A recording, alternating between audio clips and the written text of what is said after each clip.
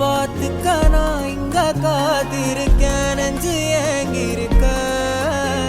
உன்னை பார்க்க வானத்தை தாண்டியும் வந்து என் காதல காமிப்பேன் நான்.